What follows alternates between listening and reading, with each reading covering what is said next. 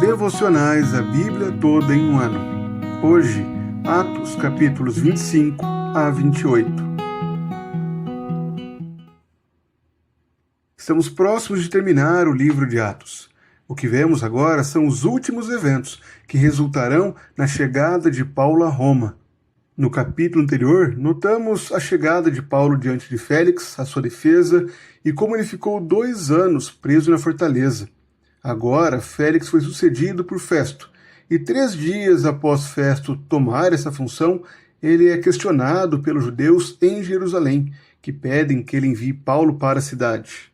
O plano dos judeus era matar Paulo no caminho para Jerusalém, porém Festo declara que Paulo continuará preso em Cesareia, e chama os judeus que desejarem a ir até Cesareia para lhe apresentarem as acusações contra Paulo. Os judeus partem e acusam a Paulo, mas nada podem provar. Diante do plano de novamente conduzir Paulo a Jerusalém, Paulo apela para César, uma apelação que resultará na sua ida a Roma. A narrativa prossegue mostrando a chegada de Agripa e Berenice, que vieram para dar as boas-vindas a Festo. Festo relata o caso de Paulo ao rei Agripa e afirma que gostaria de ouvir Paulo. No dia seguinte, então, Festo reúne o rei Agripa e Berenice, junto com uma comitiva para que ouvissem a Paulo, para que ele pudesse apresentar algum relatório ou enviar Paulo a Roma. O capítulo 26 registra o discurso de Paulo diante dessa grande reunião, que incluía o rei Agripa. Agripa era um grande conhecedor dos costumes e das questões dos judeus. Por isso, Paulo relata a Agripa quem ele era, de como ele era conhecido dos judeus, como ele pertenceu à condição de fariseu, sendo um rigoroso seguidor da fé judaica, de como pelos seus esforços muitos cristãos foram presos e mortos, de como pelas suas ordens ele fez com que muitos cristãos fossem castigados e obrigados a blasfemar, e os perseguia por toda a terra. Mas a caminho de Damasco foi encontrado pelo Senhor Jesus, e ali foi comissionado para ir e pregar o evangelho a todos, e Cristo faria com que ele fosse livre do próprio povo dele e também dos gentios para quem era enviado. Ele seria útil para abrir os olhos deles e convertê-los das trevas para a luz e do poder de Satanás para Deus, a fim de que recebessem a remissão de pecados e a herança entre os que são santificados pela fé.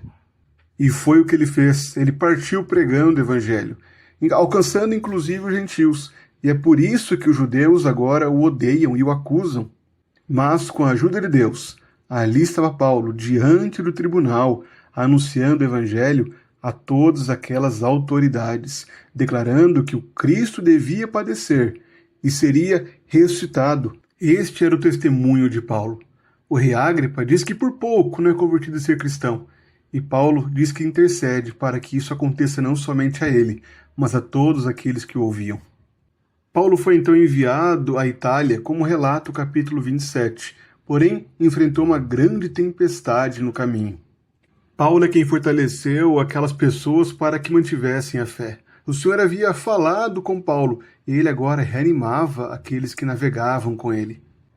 Diante da tempestade, alguns soldados propuseram de matar os prisioneiros, porém o capitão impediu para que Paulo também não fosse morto. No 14º dia de tempestade, o navio naufragou. Paulo chegou a salvo à ilha de Malta e ali permaneceu certo tempo. Enquanto se esquentava na fogueira, uma cobra o mordeu na mão, o picou. Para aqueles místicos, parecia que Paulo estava sofrendo com a justiça dos deuses, pois fugiu do mar e morreria agora na terra. Porém, após sacudir a serpente no fogo, nada mais aconteceu. Esse foi o primeiro relato do poder de Paulo diante daquela ilha. Em seguida, Paulo curou o pai de Públio, o principal da ilha, dando mais uma evidência de sua autoridade. 3 meses depois, partiram para Roma. Chegando em Roma, Paulo recebeu autoridade e permissão para morar na sua própria casa. 3 dias depois, ele recebe os principais dos judeus, que não haviam recebido nenhum tipo de carta denunciando a Paulo. Diante disso, Paulo marca uma reunião na qual ele prega o evangelho, anuncia as Escrituras mostrando como Cristo haveria de padecer, relembrando tudo o que aconteceu e de como o endurecimento do coração dos judeus resultaria na missão aos gentios. Agora a salvação de Deus é oferecida e enviada aos gentios. Os capítulos finais de Atos mostram o propósito de Lucas, mostrar o avanço do Evangelho desde Jerusalém até os confins da terra, até Roma. Ao concluir com a chegada de Paulo em Roma, Lucas está mostrando que aquela promessa feita por Jesus em sua ascensão foi plenamente cumprida. Os discípulos avançaram, o Evangelho continuou indo em direção até os povos mais distantes, chegando até a capital do Império, Roma. Apesar de todos os desafios, perseguições e lutas, o Senhor guardou o seu povo, ele cumpriu a sua promessa. Novamente, o exemplo de Paulo nos lembra de que o servo não é maior que o seu senhor, que o enviado não é maior do que aquele que o enviou. Assim como Cristo foi conduzido a Jerusalém para cumprir sua missão, Paulo é levado a Roma, sob o mesmo propósito do Senhor. Ali Paulo compartilha dos sofrimentos e da obediência do Senhor. Mas mais do que experimentar na pele aquilo que Cristo sofreu, Paulo testemunha de Cristo.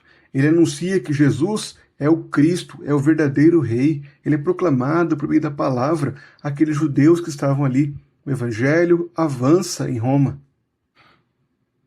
Somos mais uma vez lembrados aqui que a mensagem do Evangelho não está aprisionada. É impossível aos homens deterem o avanço do Evangelho. O Evangelho continua avançando. Cristo continua sendo pregado nos lugares distantes. Por mais que os reinos se levantem, por mais que persigam o Evangelho, por mais que haja oposição, a mensagem continuará a avançar. Isso não quer dizer que a vida da igreja será fácil e tranquila. Na verdade, vimos a forte perseguição que acometeu a igreja no período de Paulo. Ainda assim, vemos que a mensagem está acima dos crentes que habitam e vivem no meio da igreja. Apesar de todo o sofrimento, dor, perseguição e até mesmo a morte de alguns, como no caso de Estevão e de Tiago, o Evangelho avançou. Portanto, o chamado para pregar o Evangelho não é um chamado para buscar nosso próprio interesse.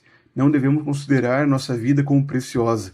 Devemos nos comprometer a pregar o Evangelho e a cumprir a ordem do Senhor, de ir por todo mundo, pregando o Evangelho, na certeza de que Ele transforma, de que Ele converte corações, não por nós, mas pela força que há em Cristo, o nosso grande Rei que é anunciado por meio do Evangelho.